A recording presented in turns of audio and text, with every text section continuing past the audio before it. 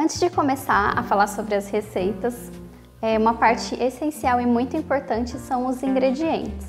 Então aqui eu vou fazer uma breve apresentação sobre os ingredientes que a gente vai usar em praticamente todas as receitas, né? E alguns ingredientes são mais específicos para uma receita ou outra. Vamos começar falando sobre a manteiga. É muito importante que em todas as receitas de cookie você utilize manteiga, jamais utilize margarina. A manteiga é essencial, né, um dos ingredientes mais essenciais para se fazer o cookie. Jamais ela deve ser substituída por margarina por conta dos ingredientes que ela tem, né? A manteiga, quanto menos ingredientes ela tiver, melhor ela vai ser. Então ela tem que ter creme de leite e, no máximo, o cloreto de sódio, que é o sal, né? Mas quanto menos ingredientes, melhor. E você pode optar pela marca de preferência. Eu vou deixar depois na apostila as marcas que eu indico, que eu tô acostumada a usar. Eu recomendo muito a Aviação por conta dela ser uma manteiga que não tem tanto sabor, né? Então ela não altera o sabor dos cookies e você vai perceber isso conforme alguns tipos de manteiga, principalmente as manteigas mais caseiras. Às vezes elas têm um sabor um pouco mais forte e acabam alterando um pouquinho o sabor do cookie, tá? Mas vai da sua preferência. Mas o mais importante é nunca substituir a manteiga por margarina. Isso vai deixar os cookies desestruturados, onde eles se espalham na hora de assar, tá bom? Então a consistência perfeita do cookie depende muito da manteiga.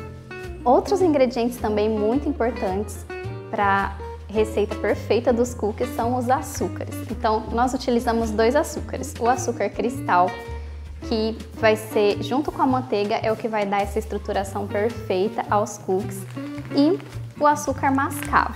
O açúcar mascavo sempre vai estar em equilíbrio com o açúcar cristal, então sempre nós vamos usar os 2 açúcares nas receitas. O açúcar mascavo, ele vai deixar o cookie menos doce, menos enjoativo, e também é ele que vai dar a característica de coloração dos cookies, né? Então, se você utilizar um açúcar mascavo mais claro, os seus cookies vão ficar mais claros. Se você utilizar um açúcar mascavo mais escuro, a coloração dos cookies também vai ser um pouquinho mais escura. Quanto mais escuro for o açúcar mascavo, mais úmida vai ser a sua massa. Então você tem que também estar atento a isso, que às vezes isso pode fazer que o cookie desmanche um pouquinho mais ou fique mais estruturado, tá bom? Outro ponto importante sobre o açúcar mascavo é que ele é feito de muitos cristalzinhos, né? Muito parecido com o açúcar cristal, porém, o açúcar cristal a gente utiliza ele por conta dos cristais. O açúcar mascavo a gente não quer os cristais, a gente quer que ele fique mais refinado. Então sempre eu vou passar pela peneira, tá bom? Sempre pela peneira para retirar os cristais maiores. Eu vou reservar os cristais maiores e vou utilizar apenas o mais refinado do açúcar mascavo. Mas isso eu vou mostrar para você nas próximas aulas, então não precisa se preocupar com isso agora. Outro ingrediente também muito importante, talvez um dos mais importantes para que a receita fique sempre perfeita, são os ovos, né? Então aqui é um ovo comum. O que você tem que prestar muita atenção é que ele sempre tem que ser um ovo grande, né? Ele tem que ter acima de 50 gramas, tá bom? Os ovos tipo extra, né? Os ovos menores, eles não vão deixar a receita com a estrutura e com a emulsificação perfeita, ou seja, a sua receita pode desandar se esse ovo for um ovo muito pequenininho, tá bom? Então o ideal são ovos grandes, acima de 50 gramas, e aí a sua receita vai ficar sempre perfeita. Outro ingrediente muito importante que a gente vai estar utilizando na maioria das receitas são os saborizantes, né? O mais utilizado é o extrato de baunilha ou a pasta de baunilha. Para essas receitas aqui do curso, né, que eu utilizo também bastante nas minhas receitas, eu estou utilizando a pasta da Dabela, que é uma pasta de baunilha concentrada, feita da baunilha original. Ela tem pouquíssimos ingredientes na sua composição, então ela é muito saborosa, muito aromática. Tem os pontinhos da fava de baunilha, então ela fica perfeita nas receitas, eu recomendo muito. Bom, agora nós vamos falar dos ingredientes secos, que vão ser os últimos a entrar na receita, né? Conforme você vai ver nos próximos passo a passo aí das receitas aí pra frente. Mas o ingrediente também, né, para finalizar a receita é a farinha. A farinha de trigo, né, tipo 1, é a que a gente utiliza nas receitas e é muito importante que ela seja uma farinha que tenha uma concentração maior de proteína, né? Então ela tem que ter acima de 6%, né? 6% de proteína, que a gente fala a farinha tipo 1. Também pode ser a farinha da sua marca preferida, a marca que você está acostumado a usar. Aqui na minha região, essa farinha aqui é uma marca que eu encontrei muito boa, que as receitas nela se dissolvem muito bem, não tem muitos gruminhos assim. Eu sempre peneiro também na hora de colocar na receita, mas é uma farinha de baixo custo e de ótima qualidade. Essa farinha aqui da Farina, ela tem 13% de proteína, então ela é excelente. Mas você encontrar uma farinha aí acima de 6% de proteína já tá ótimo. Outro ingrediente que nós vamos utilizar em todas as receitas é o sal de cozinha comum. Pode ser esse sal branco, pode ser o sal rosa, pode ser a flor de sal, qual for o sal de sua preferência que você está acostumado a utilizar. E vai ser uma concentração, uma quantidade muito pequena, então não vai interferir diretamente no sabor da receita. Para que a gente utiliza sal, né, nas receitas de cookies? Para acentuar o sabor do cookie, de cada ingrediente, do chocolate, do saborizante, e para dar um equilíbrio, para que esse cookie não fique tão doce. Então o sal também é muito importante aí nas nossas receitas. Outro ingrediente também que a gente não vai utilizar em todas as receitas é o amido de milho. O amido de milho ele serve para deixar o cookie mais sequinho, né? Então vai depender muito dos outros ingredientes que a gente vai usar. Quando é uma receita que vai mais ovos, quando é uma receita que eu sei que ela vai ficar muito mais cremosa, essa massa, eu utilizo um pouco de amido de milho para equilibrar e para deixar essa massa um pouquinho mais sequinha e mais crocante. Mas você também vai ver que não são todas as receitas que há necessidade de utilizar o amido de milho. Então, se você quiser uma massa mais sequinha, você vai utilizar o amido de milho, tá? Mas na maioria das receitas não há necessidade. Outros dois ingredientes que as pessoas ficam muito em dúvida é quanto ao uso do bicarbonato ou do fermento para ter o crescimento dessa massa, né, na hora de assar. Você vai perceber que eu faço uso desses dois ingredientes. Algumas receitas só o bicarbonato, outras só o fermento, outras receitas eu uso os dois, porque depende muito do objetivo, do que eu quero alcançar com aquela receita. Então vou falar sobre o bicarbonato. O bicarbonato não vai deixar a sua massa com o sabor de bicarbonato, é uma quantidade muito pequena comparado com a quantidade de farinha, por exemplo. E ele serve para quê? Ele tem a mesma capacidade do fermento, então ele tem o mesmo efeito do fermento, ele vai fazer a massa crescer, ele vai fazer a massa ficar mais crocante, né? O mesmo objetivo do fermento. Porém, o bicarbonato, ele começa a agir na massa logo que você adiciona ele, né? E faz aquela mistura e coloca na batedeira, ele já começa a ação para fazer essa massa crescer, para ela ficar na estrutura que a gente quer que ela fique depois de assado. E o bicarbonato também, ele tem um efeito acentuado quando a gente usa algum ingrediente ácido na massa, por exemplo, um suco de frutas, um suco de limão, né? Por exemplo, você vai ver que o efeito dele é melhorado, acentuado. Então, em algumas receitas eu vou utilizar o bicarbonato. E pode utilizar sem medo, ele não vai alterar o sabor da sua massa, tá bom? E o fermento em pó, né? Eu utilizo também bastante.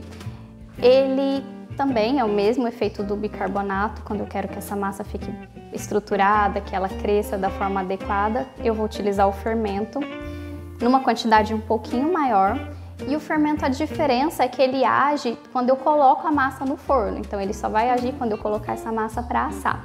Então quando eu quero uma massa mais branquinha, uma massa mais estruturada, então quando eu quero uma massa estruturadinha, mais crocante e que ela fique mais branquinha, mais clarinha, na maioria das vezes eu vou optar pelo fermento em pó, mas também é opcional. Você pode utilizar ou um ou outro, que a sua receita vai ficar perfeita também.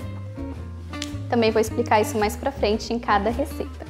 Aqui eu tenho dois tipos de cacau que nós vamos utilizar nas nossas receitas.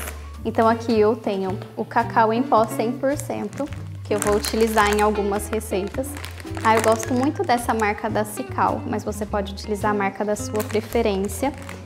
E aqui o cacau black da Calebo, que eu gosto muito, é um sabor muito intenso, fica muito saborosa, a massa fica perfeita, então eu recomendo essa marca, mas também tem outras marcas no mercado que você pode utilizar também, tá bom? Mas o cacau black, ele é um cacau alcalino, né? Um cacau mais puro.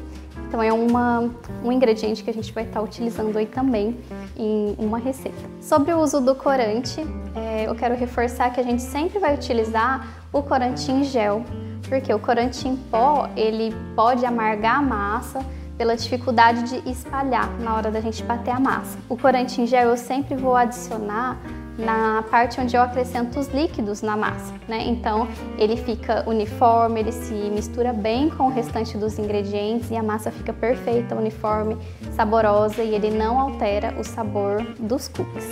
E por último, mas não menos importante, as gotas de chocolate. Então, o mais importante sobre o chocolate, né, que eu vou falar para você, é o uso do chocolate nobre, né? Então, em todas as receitas nós sempre vamos utilizar o chocolate nobre, porque é um chocolate puro, né? Um chocolate que é feito principalmente apenas de cacau e ele é o que vai dar o sabor na massa, né? O cookie, o encanto dos cookies são as gotinhas de chocolate, então sempre prezar por um chocolate de alta qualidade, né? Então, todos os nossos chocolates são utilizados nas receitas, são chocolate nobre. O chocolate em gotas é o chocolate que a gente utiliza porque eu quero que fique as gotinhas nos cookies, né? Se eu uso chocolate em pedaços, se eu uso chocolate de outra forma, ele vai derreter, ele vai desmanchar. E não é isso que eu quero nesse aspecto dos nossos cookies, para eles ficarem estruturados, para as gotinhas ficarem aparentes depois de assados, o que deixa ele lindo. Então sempre eu utilizo as gotas de chocolate.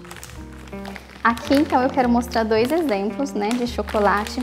As marcas que eu já utilizei, que eu recomendo, vão estar todas no livro de receitas, no e-book, então você pode ficar tranquilo, não precisa se preocupar com isso agora, tá bom? Essa é a marca que eu uso mais atualmente, da Cical, que eu gosto muito. E aqui eu trouxe dois exemplos, né? Então aqui a gente tem os chips de chocolate, que são as gotinhas que tem aqueles biquinhos, né? E esse chip de chocolate é um tipo de chocolate que ele é forneável, que quer dizer, ele não vai derreter quando eu colocar para assar. Ele suporta altas temperaturas sem derreter, então ele vai sair do forno exatamente perfeitinho com as gotinhas perfeitas, né? Então eu gosto muito de misturar esses dois tipos de chocolate. Eu coloco 50% chocolate forneável e 50% o chocolate não forneável. Todos os chocolates nobres, mas forneável e não forneável. Por quê? Esse aqui, o não forneável, ele já vai derreter um pouco.